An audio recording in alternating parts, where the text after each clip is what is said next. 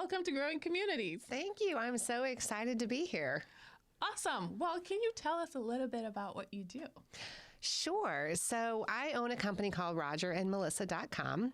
And primarily what we do is we are business coaches that really focus on the entrepreneurs in our community that have something to say, have a message to give.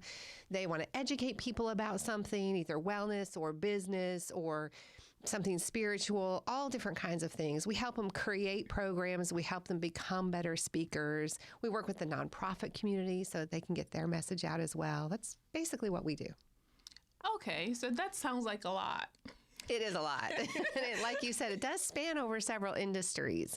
So we have the joy of working with all different types of people, from chiropractors to, inventors to people that are in the wellness world, nonprofits. It's really fun. So you guys never get bored, right? We never get bored. There are no two clients that are the same, which is good. So within all of these clients that you have and, knowing that you're spanning industries, tell us one thing that you find in common that all these business owners have. Most of the business owners that we work with, like I said, have a message that they want to get out there, some form of intellectual property that they have. And it's really fun to help them shape that in a way that their audience can understand it, in a way that the community can then use that to grow and to even stabilize different pieces of the industries that they are part of. So that's really kind of the exciting part, is drawing that out of them, finding the uniqueness in it, because let's face it, there's a lot of chiropractors, there's a lot of people in wellness, there's a lot of people in mortgage, there's a lot of realtors, but how do they stand out? How are they different? That's what we really get to. And then we help them amplify that message through speaking, through different types of group programs, workshops, seminars, things like that. So how did you guys come up with this idea? How did you start? Well, it's kind of funny. We actually were dancers, oddly enough. That's nice. I know. We were dancers, but we were coaches and we were choreographers. And if you know anything about the world of competitive dancing, this is like ballroom, Latin, country kind of dancing. The routines that people do have to be unique. What they're doing on the floor needs to be unique. They need to be able to stand out. And so when we would do choreography and we would coach, we were still trying to shape and find that piece that they could stand out and be unique. So then when we moved out of that realm, because we had kids and it's hard to travel the world with kids, we moved into the realm of helping people do the same types of things with their businesses. How do you stand out? How are you unique? What makes you different? So it kind of translated right over to that. I find it very creative how you could tie in, dancing to business, right? And just taking your unique approach that you would use with dance and apply it to a business, to a company. Well, if you think about it, every business has a pulse, it has a beat, it has a rhythm, it has all the different layers that music has, and that dancing, of course, goes to music. So dancing is the visual representation of the music that's being played. Well, you are the visual representation of what you're doing, of the message that you're getting across. So really, they're very similar. Wow, I think you just blew my mind right there. Sorry about that. I've never heard it put that way, and it was so eloquently done. I really like that. Well, thank you. Thank you. You're very welcome. So you guys talk to a lot of people, right? And in the business world, because you're B2B, you're having an impact, not just on business owners, but also on communities, right? Yes. When you do what you do you feel or do you see the impact that you're having?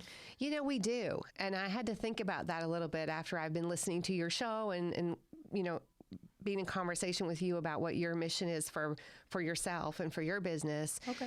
I think that we do impact communities and help stabilize them because the people that we work with do that. So the people that we work with, if we can help them grow their business and get their message out, those are directly impacting people, business to consumer. Right. So the more we can help those businesses thrive, the more their message gets out and the bigger impact they have. So I think that we do help with that. Yeah, absolutely. Because I always say that, when a business succeeds, then it grows the community, right? Absolutely. So you're directly helping that business to Absolutely. succeed. Yeah. I mean, we have businesses now that are hiring virtual assistants, that are hiring people that can help them, gathering a team. Well, that's going to help stabilize the community. It's providing jobs. Right. So because we can help them grow their business, they can then Right. grow the community. So what would you say to a business owner who thinks, well, that's a big vision. I don't really impact communities. I mean, Oh, I think that's crazy. I mean, I think anybody that owns a business is impacting a community. Their community might be online, and so they think it's not necessarily here in the Charlotte area, but really it does then also affect the Charlotte area. And then there's businesses that do directly deal with people in the Charlotte area. I think any time that you have a business, you're growing some type of, it's just like a family. If you have a family, that's providing for the community. That's encouraging the community. That's growing the community, just like a business is growing the community. Doesn't matter what you're selling. that's true. I definitely agree. And I love it when people come on the show and they provide different perspectives. It wasn't last week. I think it was 2 weeks ago. We had someone on the show and she explained, her impact or her perception of what she did was, she sold life insurance and she would go to the elderly citizens within her community. And even if they needed help, she would help them. She would go to their homes and she would provide support. That's great. And that was her unique perspective.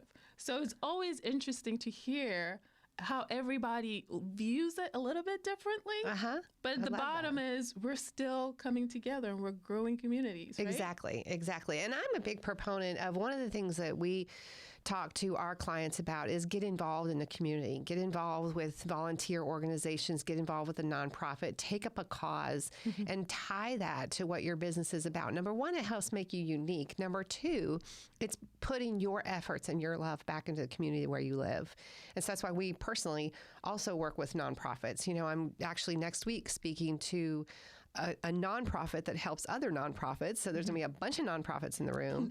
And we're going to talk about how they network, how they explain what they do, how they talk about their mission in a way that people can emotionally be connected to that. That's going to help grow their nonprofit. Yes. So that's one of the things that we do. We like to work with nonprofits and help them with their messaging and their purpose and their positioning in the community. Awesome. Well, so let's talk a little bit about your speaking piece of your business. Okay. So you mentioned speaking. Yes. Right. We have something called the Speaker League here. What is that? The Speaker League is actually a group of people. We come together, we bring them together, we train them on the art of speaking, the art and science of speaking, how to sell their programs or themselves or their company from the stage without feeling like a salesman, how to really get their message across for the biggest impact and amplify that message. That's what we teach them. So you're focusing on businesses and business owners. You're teaching speaking. What if I'm a business owner who feel like how can I use speaking? It's not really for me. Yeah. So some people do believe that. We are true believers in today's world, it's what you call an educational marketing. The marketing is based on educating people, intellectually stimulating them, getting them to think. So no matter what industry you're in, you can use that to your advantage. We've even talked with a person who sells granite countertops. And I'm like, well, you could just give some get a couple other people and do talks about flipping houses, do talks about redoing your kitchen, remodeling, all the downfalls, all the pitfalls, all those kinds of things. And that's how you can get more business in for your granite. Works beautifully. So there's all different kinds of industries that you can do. Now, people that are just flat out against it, we also teach good networking skills because networking is like speaking in a little tidbit. Right. So they have to understand, again, how to get their purpose, their message, their positioning across in a shorter amount of time at networking events. So either way, speaking is definitely a way to grow your business. Right. So Melissa, I'm a huge proponent of coaching, right? Yes. I mean, in everything, sports, personal development, businesses, and seeing that this is your field, this is your expertise. What is your take on coaching? Well, I think coaching is the number one thing you can do for yourself and your business. I mean, it started with, I used to be a coach for dancers. And like you said, sports. Our kids have sports coaches. We ourselves have been coaches for our kids' sports teams, things like that. There's nothing like having a coach in your corner. And a coach isn't your mom or your sister, right? Because they'll kind of be forgiving. A coach is there to encourage you, support you, push you, motivate you, tell you to pull up your pants and, get going again, all those different kinds of things. Coaches are just so great for your business. And the number one thing you can do for your life, for your business, is to get a coach. Or maybe a couple of coaches if you have a couple of different things. Maybe a marketing coach and a speaking coach, or maybe a life coach to help you get over those limiting beliefs, and then have a business coach help you move your business forward as well. There's something you can get coaching on. I really like the accountability aspect of it. Yes. That's huge. There's nothing better than someone saying, do this, this, this, and this. And I know we, as people in general, we tend to hate when people tell us, what we have to do. But on the other hand, you need it for that push to grow, to expand a little bit. So yes, I really like that aspect of coaching. Well, I think a lot of the accounting part of coaching as well is, everybody has this really long to-do list, and coaches can help you pare it down to what should go on your not to-do list, and then what should be put on your to-do list today. So they can help you prioritize it so that you can actually see progress and movement forward. Because I'm telling you, I am the first one to tell you, I will do a to-do list and I'll do the easy things first. And the easy things usually aren't the things that are going to make a difference. I can relate 100%. Yes. So coaches will help you tackle those hard things first. Okay. So, I feel that coaching is important. It's not just important, it's a necessity for a business owner. Just as I feel that growing your business to make it successful is your responsibility, and also growing your community is part of the job of being a successful business owner. Absolutely. So, on our show, we say a lot, we're growing communities one business at a time. I love that. Yeah. Well, what does that mean to you? That means to me that you have to take a look at the community as a whole, and you have to figure out where you fit in that puzzle, so to speak. And then you need to play your part, because it's kind of like if each puzzle doesn't go into the picture's never complete. Right. And the community is never this beautiful thing that it can be. And so if you own a business, you are providing a valuable service or a valuable product, and you need to show that and be there for the community and have that out there and have your voice be heard. I like it. I like everything that you just said. Well, thank you. Thank you. All right. Well, so Melissa, not to put you in the spot or anything, but do you want to share with us a little bit about yourself in your non-work self, let's say? My non-work self. Yes. So my non-work self looks a little bit like a mom, I am a mom and a wife. I have two wonderful teenagers, so you can pray for me. But they are wonderful kids. They are very involved in school and sports and choral programs, so we're incredibly busy. Yeah. But my husband and I, we own our own business, and so it gives us the flexibility and the joy of being with them all the time, chaperoning every trip, which I'm sure they are so happy we are always there. But it's those memories, and that's part of that. That's part of that community strength as well, is making sure that the families are really strong in your community. And that's one thing that we are very, very fortunate for us to be with our kids. Yeah. And I want to say, I kind of look to you as a role model in a few things. And it's just letting people know that you can be a mom. You can successfully, manage your family and still own your own business. Absolutely. Right? Absolutely. And still have an impact on the people around you and the community that you live in. So, I take that very seriously, and I definitely look up to you. Oh, well, thank you. They're going to make me cry. We don't cry on the show. No crying. No crying in radio. Okay. Well, do you have any tips that you want to share with us today? Sure.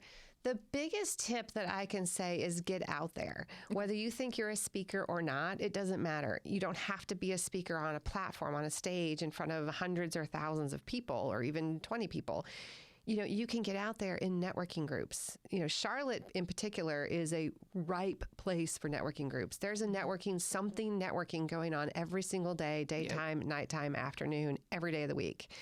So get involved in a couple of different networking groups. Make sure that you have at least one that requires membership fee because the conversations change when everybody has paid to be at the table. But that is the biggest way you can grow your business. Our marketing has gone from back in the day when it was all word of mouth marketing all the way through the internet marketing and the social media marketing and radio and TV and print and all of that. It's coming back around to that word of mouth marketing again. People want that know, like, and trust factor that has always been there. So my biggest tip, if you want to grow your business, is get out networking face to face with people. You will see your business grow tremendously.